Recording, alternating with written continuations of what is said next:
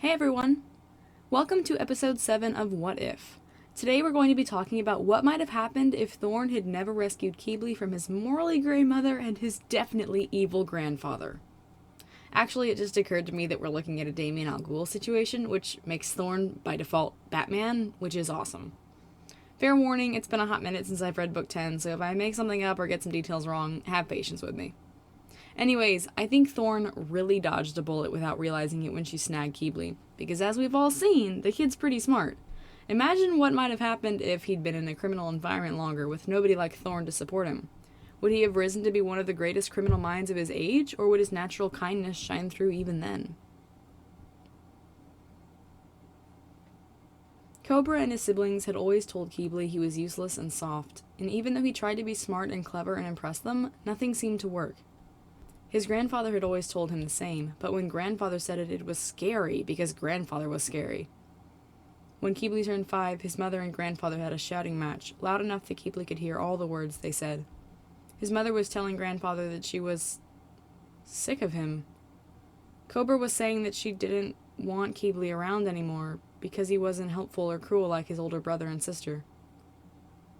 Only grandfather wasn't telling Cobra no. He was snapping and snarling about how he didn't want Qibli either. It hurt that nobody in his family wanted him. But if Qibli's own mother, who wasn't afraid of anything, refused to live with her father, there must be some horrible reason why. And he didn't really know his grandfather was scared of him.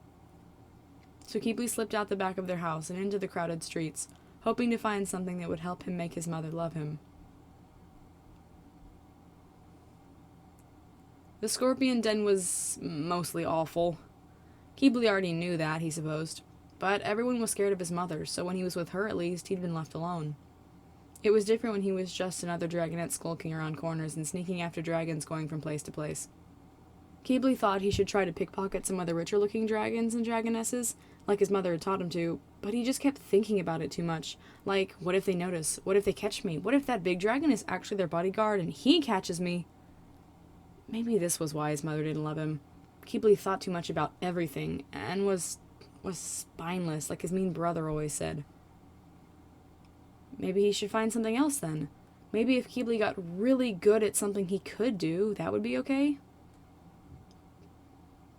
He met a nice dragon that night. She was a doctor, one of the few in the scorpion den. Her name was Heather, and she told him that if he would help her collect supplies from around the city, he could stay with her. Qibli thought about it and ended up going home with her because it was much safer to be inside at night, and everyone was always trying to get doctors around here. Too many dragons in the business of doing damage, and not enough with the knowledge of how to fix it. So doctors must be super important, which meant maybe if he could learn from her, his mother would be proud of him. So Qibli lived with Heather for a few weeks, and then a few months, and then a year. She was 12, so way older than him, but she was really smart and knew lots of things. But she was also very busy all the time, so Qibli was able to help her a lot. First, he just collected things for her around the city, searching for the right herbs and supplies and clean cloth for bandages and stuff. But then she started letting him help mix tonics and salves and things, and he really liked that, and she said he was good at it. By the second year he'd spent with her, she was even letting him help with some of the easier patients. Heather was different from most doctors in the Scorpion Den because she didn't make dragons pay her if they didn't have any money. That meant a lot of dragons came by, like tons. As he grew older, Qibli began to see the true importance of what she did. How Heather's actions were better than anything his mother had ever taught him. How she saved lives and made a huge difference every day she helped dragons. It stung, even years later, to think about his mother's rejection. But Heather told him that he didn't have to be defined by his family, and he could do what he thought was good. And Qibli he loved this. Loved helping families keep their dragonettes, loved stopping dragons' lives from being ruined by an injured limb or wing. It felt good. Right. Like even if his mother and grandfather and siblings wouldn't say so, Qibli was doing the right thing. He thought it was Heather's propensity for charity that brought her to Thorne's attention at first. He'd heard of the dragoness in the past. Thorne was kind of famous in the Scorpion Den, the same as Vulture was. For the exact opposite reasons, but still. But Thorn appeared at their house one day when Qibli was 8, near evening when things were beginning to wind down. Qibli and Heather had been woken up in the middle of the night plenty of times, especially now that dragons knew there were 2 healers living there ever since Heather had started teaching Qibli the rest of what she knew. Thorn wanted to give them funding, money to buy more supplies, and better supplies. It was amazing. They'd been making do for a long time, and with the kind of money Thorn could offer, they could do a lot more. Thorn was surprisingly nice, too. Qibli hadn't expected her to be mean, exactly, but in his experience, most powerful dragons weren't like Thorn. Things were sometimes different after that. Thorn's condition for the funding was that they help her whenever she needed medics, which is actually fine, since they tried not to turn dragons in need away anyhow.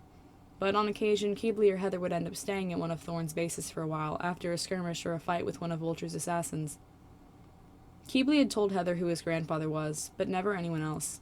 The more dragons he'd met, the more time he'd spent away from his mother, the more he realized how awful his family really was, how many dragons they hurt and lives they ruined. Qibli had helped patch up a few dragons hurt by his grandfather's gang, even. He didn't know if dragons would feel okay coming to him for help if they knew he was Vulture's grandson. Maybe they would hate him, like his mother had, and then he really wouldn't have anywhere to go. Heather preferred to stay at her house and clinic whenever she could, so Qibli usually went to help Thorn when she needed it. He didn't know as much, but he was good at field dressing and keeping dragons from bleeding out when they were hurt badly. Vulture had started going after anyone he knew to be in Thorn's group, actively and viciously hunting her dragons down. He wasn't always so aggressive, but something had set him off, and even the dragons in the streets knew something was up. Thorn had asked Qibli to stay with her full-time until they figured something out. He didn't like the idea of leaving Heather, no matter how long or short the time would be, but Thorn really did need the help, and, well, Qibli kind of felt like it was his responsibility, cleaning up after his grandfather and his mother and siblings. Working directly with Thorn was different, more like what he imagined being a battle medic would be like. Vulture was kind of waging war on her group. So Qibli kept his head down and did his best to help save lives, while Thorn tried to figure out how to stop Vulture. Until Vulture caught wind that Thorn was associated with a young doctor in the poorer district of the Scorpion Den. Qibli's grandfather burned Heather's clinic to the ground. Heather escaped, barely. But they lost everything, all their supplies, her home. The panic Qibli felt when he heard the news, before he knew Heather had made it out, that would stick with him for a while. That was the turning point. It was the longest night of his life, spent searching for Heather and helping treat the burns she'd gotten. Heather was a pretty yellow tan, with black freckles that made her look almost like Qibli's sister, but the burns were expansive, and they'd scar for sure. She'd never look the same after tonight. Qibli found Thorn that night, after everything, and told her that he was Vulture's grandson. He'd been prepared to be thrown out, had planned the fastest way to share his information on the way out. But Thorn had only blinked in surprise when he said it, not shouted in anger.